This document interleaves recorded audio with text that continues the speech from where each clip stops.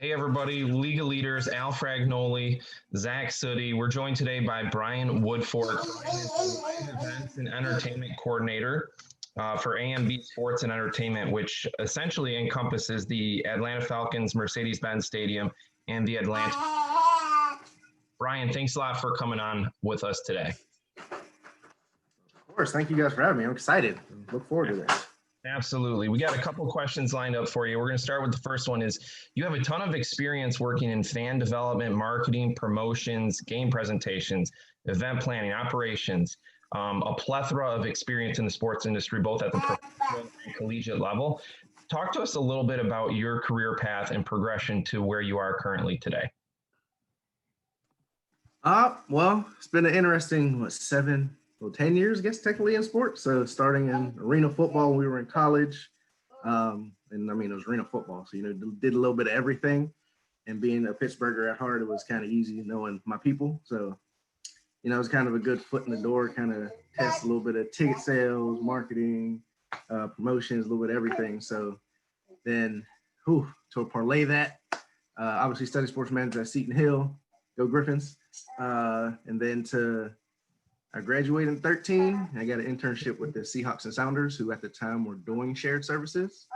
So I moved out there 2 months after graduation, moved to Seattle. And it was kind of a shock to do not only NFL but MLS team at the same time. Obviously, it's two different fan bases. Even though you're in the same city, you have to learn two different lingos, basically. So that was a worthwhile experience because we would do a Seahawks event on a Tuesday and go straight to Sounders Wednesday and then have both on the weekend. So always moving, always going. And I mean, that's how I kind of fell in love with soccer too. So shout out to them for that. And I mean, love Seattle, love the place. And even out there, I got to do a little coaching in high school sports. So that was great. Just a little side passion, I guess you'll call it, to really do that and just work with the youth is always fun. And then obviously won a Super Bowl that year. So it was a great 4.5 years in Seattle. Got there. They won their first Super Bowl. A couple years later, first MLS Cup. Amazing time for me to be there to experience that. So to obviously get that not only like job experience to work in how the playoffs are set up and how you coordinate that, and then championship parades, which those are monsters, especially when it's the city's first one, so they don't know how to act. And then so I left Seattle. Wife and I moved to South Carolina to Winthrop University. First time working in college sports, so that was a bit of a shift to work 17 sports. It was a bit much, and obviously you have 17 coaches who think their sport's the most important. So that was a lot to handle throughout the year. But again, great opportunity. Got to work with some amazing student athletes, like to see their appreciation from my experience from bringing what I know from pro sports to college and try to infuse the two and do some things that they had never done for their games and to get people there. They don't have football, so basketball is their big sport, but to really spread the love throughout the smaller sports, the soccers, the volleyballs, baseball. I think it's baseball kind of the second one, but it was worthwhile to see the student athletes appreciate how much to see what they weren't getting before and see somebody do something extra for them that didn't really take that much more effort. It was just, let's just do this, or much money. So everybody was happy with that, not spending money. And then, so I was there for a year.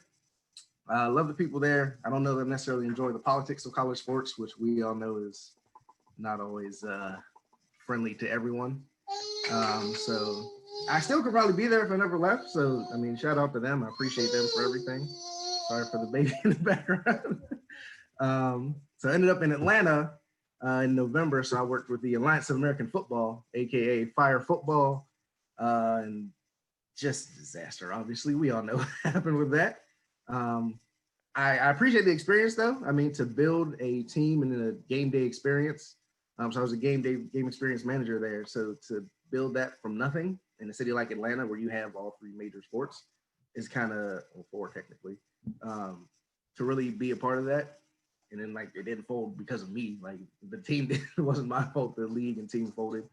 But to really build that and to get that firsthand experience on, I already knew how to write a game script, but then to build that for football, which is easy, but to see it for football that we'd never seen with their difference in rules and different game picks, and it was just insane. Obviously, that folded in April 2nd of last year. So everybody thought, oh my goodness, you must be so upset. Like, I was upset that I lost a job, yes, but the experience, it's a lot to hang our hat on. Everybody that was a part of it. Yes, we did get the short end of the stick, but I mean, that experience carries a lot of weight, just from what we did. So I think everybody should be proud of that. And then a couple months later, luckily, I ended up AMB Sports and Entertainment. In a lot of events and entertainment, which is what I've basically been a part of most of my career.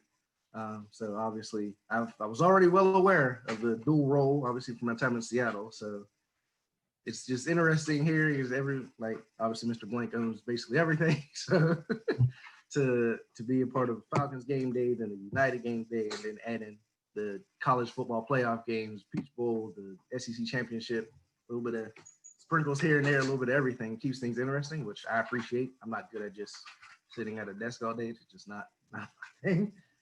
So long weekend hours, yes, but gotta love it. Again, 2 different fan bases between Falcons and United, and then, like I said, college sports. We know what we're getting with them. So it's always a nice keep things interesting. Well, Bryan, that's kind of a long-winded answer. Yeah, well, that's a great transition to our next question. You're currently at AMB Sports and Entertainment, which is a subsidiary of AMB Group LLC and is comprised of the Falcons, Mercedes-Benz Stadium, and Atlanta United, as you mentioned. What do you enjoy most about the Arthur M. Blank organization and your role? You're working this weekend, the long hours. What keeps you going? What do you enjoy about being there? First off, from the top, I mean, Arthur Blank, what he stands for and his core values and how he holds people to standards. I mean, I appreciate that immensely. To be a servant leader, as he calls it, and he is truly involved. So I think that means a lot for all of us here. To see him he doesn't just appear on game day. Like, we'll see him in meetings throughout the week. We'll see him on video calls, town halls. So that shows a lot for him to be so involved. But just the people I work with also, great group of people. Obviously, my daughter was born last year and she was a surprise. So my wife and I didn't know. So the way that they all came together and really wrapped their hands around us, they're basically family, obviously. So like, they're aunts and uncles to her forever, no matter what. But my job, like I said, just so many cool opportunities I would get to be a part of. Obviously, LSU played here twice before the national championship last year, in the Peach Bowl and the SEC championship. I mean, that obviously we knew they were going to win, but to see that team in person twice in 3 weeks or something like that. Then add in all the concerts in the regular year, obviously not this year, but concert opportunities. Yeah, motocross that comes in, monster trucks. So it's like to watch our stadium crew flip that. Luckily, I don't have to, but see them bring tons of dirt in for a monster truck and then take it all off for a United match in 2 weeks. Like, just that process is just insane. There's just really a lot of learning opportunities. So they really do a good job of giving us opportunities to grow grow outside of just our current roles. Now, Bryan, in college at Seton Hill University, you always seem to be involved. Not only were you involved with certain things, you were a leader. You were a college football player, student ambassador, resident assistant, recreation coordinator. You were also a leader in nonprofit initiatives. It seemed like any event I went to, you were there and you were representing Seton Hill. So tell us what drove you to get the most out of your college experience, and what advice do you have for college students today?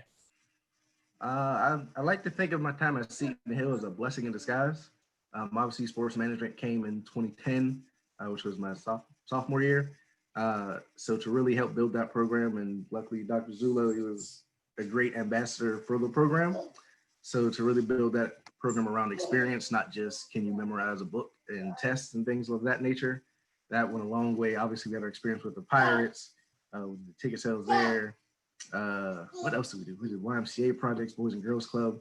So to really meet those people, was kind of an eye-opening. Obviously, sports management. I think a lot of people are like, oh, I like sports. Let me just go ahead and do sports management. I can do this. And I think we saw a lot of people come and go within the semester. Just kind of, it's not just watching the game and, okay, this is my job now. So really lucky in that regard to really see the background of it.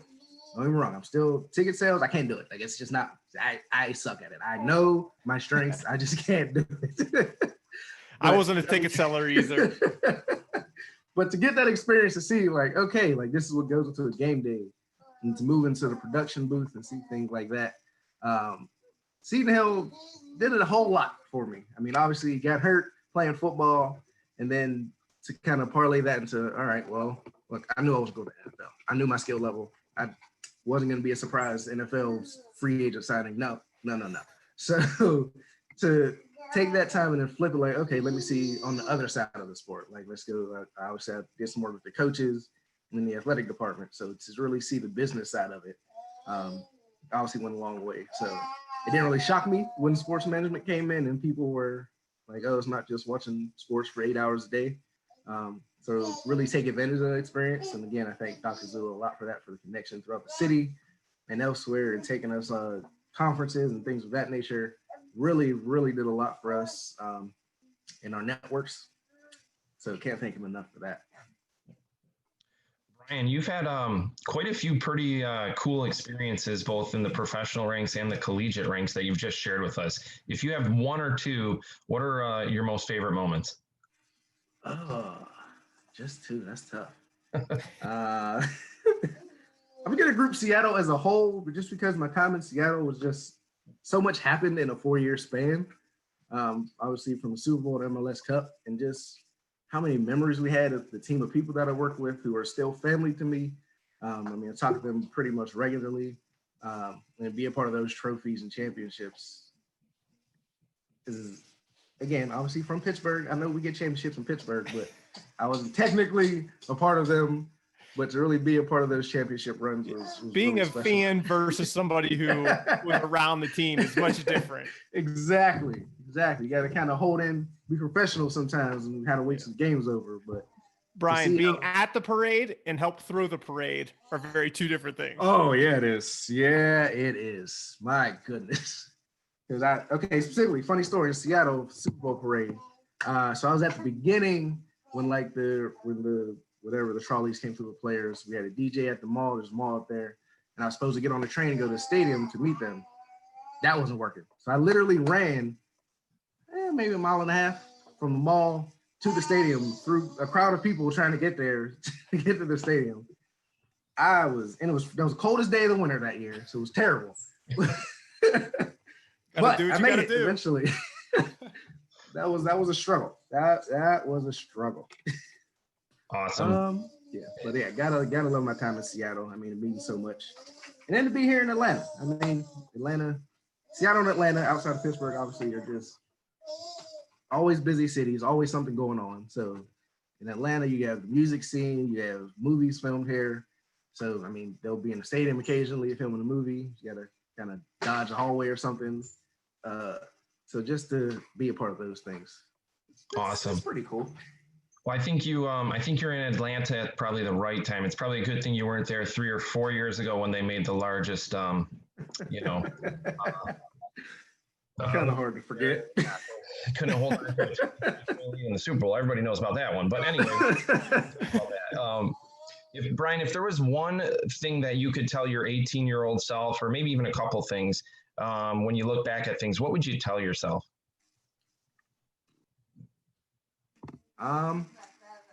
I think the main thing is don't be afraid to take risks. Obviously, moving across the country right out of college wasn't like I really had to think about that. I didn't just say, "Oh, okay, I'm gonna go take this job." Like, really got to think about those things. But just the risk that I've taken, you think it through. But I feel like back then, 10, 12 years ago, I would have been a little apprehensive. But now I'm like, nope, go through with it, man. Just take the shot. It makes sense. Take the shot, man. And so far it's worked. Obviously, the Alliance American Football didn't, but it turned into this. So overall, it works. And also, I mean, just appreciate the time. I mean, obviously we're lucky because we get to be a part of sports. Obviously it's a job a lot of people would like, even if they don't know all the ins and outs of it, but really appreciate the little moments. Winning the Super Bowl is cool, winning the MLS Cup is cool, but the special small moments with fans who got their first game and you bring them down to the field, like little things like that go a long way for people who might not be able to come to the stadiums as normally as other folks. So I think really taking time to appreciate the little moments with fans and family. And I mean, if a mom comes to take her to the stadium, like that means a lot. Post-COVID world, obviously, we can do more of that. But like, my daughter hasn't been to Mercedes-Benz Stadium yet. I'm like, yeah, well, we'll wait a little bit. But I mean, that'll be a fun moment just to see her in that stadium. Yeah. That'll be awesome. Bryan, you shared a lot of great stuff with us today. We can't thank you enough for coming on with us. We know you're a busy guy. You got to work today. So we thank you. One thing you mentioned on servant leadership, I think you're the third straight week where we've had a guest on that's talked about like strong leadership and servant leadership. So that's such important stuff and such important traits to have. And it sounds like you're working for a great ownership group over there in Atlanta. So you're doing great things. Your family will be loving it, I'm sure, around that stadium for a long time to come. So keep doing great. Yeah. Thanks so much for taking some time out of your busy schedule to come on with us. We appreciate it, Bryan. Of course, I appreciate you guys. Like I said, this is fun to do.